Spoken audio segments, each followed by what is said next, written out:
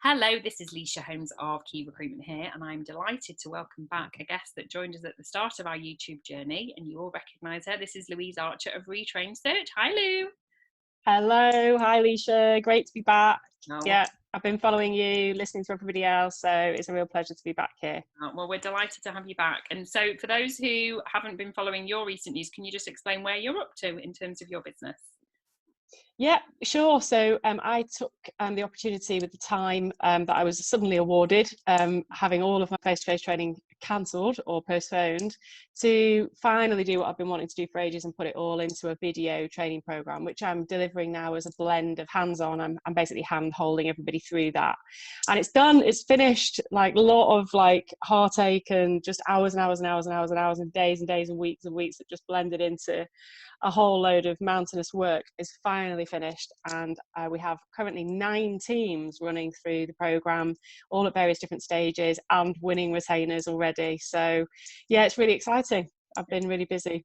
It's absolutely wonderful, and I've obviously been a huge advocate of what you do, and anyone that's interested, Lou's contact details will be attached to this video and on our shares on social media, so watch this space, everyone. So I have got a rather controversial question to ask you, given that I'm a huge supporter and cheerleader for the recruitment sector, but is recruitment as we know it broken? Oh, it is controversial because not everybody will will agree with me, but I guess the safest way of me answering it is that is predominantly why people call me.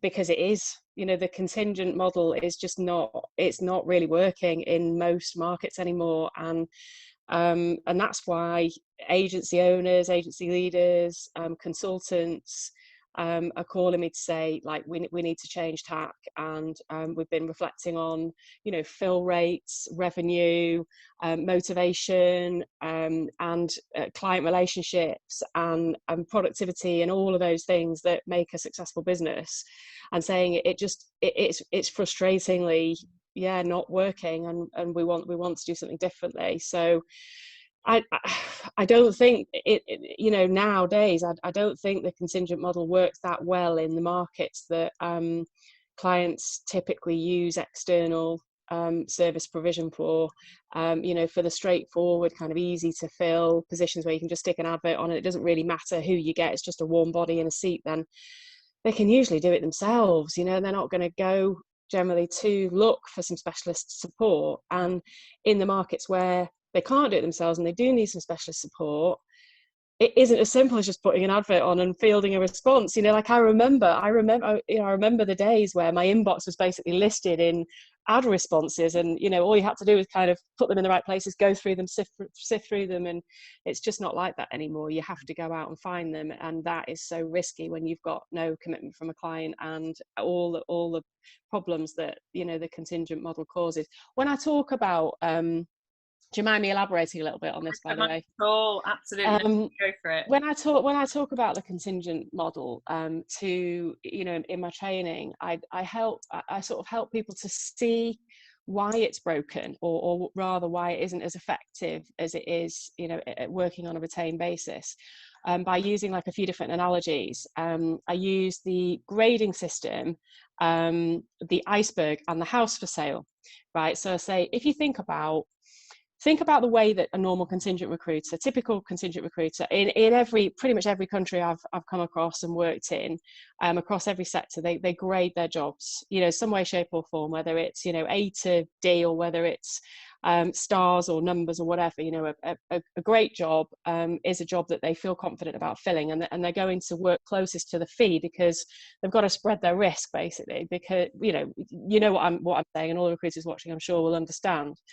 And in order to do that, basically what it means is anything that's slightly, it's more challenging, or it's, the client's not as, as good at coming back to them, or the feedback isn't as good, or it's niche, or it's specialist, or maybe the fee's a little bit lower than that one, or it's in a difficult location, or anything that makes it kind of slightly harder, which, let's face it, is a lot of the positions. We were only just talking about the challenge of finding really great, business development recruiters, for example. Those positions end up at the bottom of the pile. And time again, you know, if they're not getting the service, and you can't dedicate the service because it takes too long to find somebody, and you're spending that time at risk because the client might just say, actually, I've decided not to recruit it, or somebody else gets there first. And basically, if you think of, you know, they produced a statistic not long ago about the active numbers of candidates in the talent pool, and it might have shifted a little bit now because of COVID, but beforehand there was 30% of any given talent pool was active and therefore would respond to a LinkedIn message or an email, for example, or an initial approach, and 70% of them wouldn't. And a passive, that balance might have shifted. Let's go bold and say it's 50-50. There's still, or even 60-40, there's still a large percentage of talent that won't respond to an initial approach. And then when you think on a contingent basis, because everybody's working closest to the fee, that's the percent, that's the people that they're engaging with, that visible portion of the iceberg that's above the water, or maybe now just slightly, you know, there's more visibility. Those people that generally are the better candidates because they're showing loyalty and they're not responding to initial approaches and they're being held on to because they're good generally, are the ones that they don't get time to get to because they're constantly balancing the risk with, you know, using the grading system and working closest to the fee. And then when you think that when you get, you know, contingent recruiters working like that, which they do, and we all have done, those people are generally the same people that keep getting approached, and so you end up as a client or as a brand in the market looking like a house for sale with loads of for sale signs. Right, yeah, I get it. You know, and that isn't. That's not what does it say about you? You know, you're not just damaging your reputation in the market now, but all those people are potentially, you know, future hires, and you know, it's not helping you now or in the future. Yeah. So, you know, when you consider, and also, you know, I could just go on, but also, you know, when you're working on a contingent basis, you've also got to work really quickly because it might get out in the market, somebody might spec a CV on, even if you're working on an exclusive basis, or there might be other agencies involved. So if you do find someone, you got to fucking get the seat. Sorry, am I allowed to swear, by the way? Of course you are. It's me. Everyone knows that word. You know, you've got to get the CV over really quickly because, you know, otherwise somebody else might. And there's the other F word, fastest finger. There you go. Yeah. And we all know we've got to do it, but the impact that has means we don't get time to spend with the candidate making sure that they are actually definitely right and that they are definitely committed. We've just got to get the CV over first. And so when you put all of those things together in the environment, and you look at most of the positions that, you know, experts like you and I and the other recruiters that we work with are working on, you think it's no fucking wonder that, you know, the fill rate on a contingent basis is actually typically, you know, 20, sometimes as much as maybe 25%. It's not good. It's not good. It is, and so yeah, I am finding that it is pretty broken. Yeah, it is pretty broken. I mean, look, you've given some figures there and stats there, but, you know, given what's happened with COVID and the sort of volume of applicants that will now be out there due to the sort of mass redundancies we're seeing, can the retained model still work for a potential client? Yeah, definitely. In fact, we've been using it in most cases recently as one of the main reasons that we need to operate on a retained basis, because yes, there may be more active candidates, which are arguably there's more work in shit sifting. I can't. Yeah, I said it. Have I taken it away from you now? No, I tried to say it 4 times to a client before. I'm going to try. Shit shifting. It's a tongue try and say it. Shit. I love it. I kept saying sit shifting. He's going, what are you trying to say? You said it. Shit sifting. Exactly. I said it, and I love it. YouTube, Lou. I love it. Because yes, there's more work in doing that, but it's not just that. It's that, you know, those people that won't respond to initial approaches not only take more getting to now because they're being, you know, held on to, but they're more nervous than ever. You know, like they're uncertain times. Who knows who's going to pull through the other side of this? You know, it's it's worrying for people, and so they're, you know, they're cautious of making moves more so than they were before. So yeah, definitely. you know, there's a really strong, compelling reason to need to spend more time reassuring, engaging, getting to know, building relationships with the candidates in order to bring them through that process of, you know, the attraction, and then, you know, the engagement with the client, and then ultimately securing them. It's harder, arguably it's harder than it ever was before. So I absolutely, there's never been a better time to recommend a retained solution. Yeah, definitely. Really useful. So the other word, well, the other letter that is the dreaded letter now, apart from the F word, is the P word, which is pivot. Plenty of companies are using this opportunity to pivot, aren't they? So how can maybe selling other services, such as you know, talent pipeline, etc., consultancy services, actually be advantageous at this time?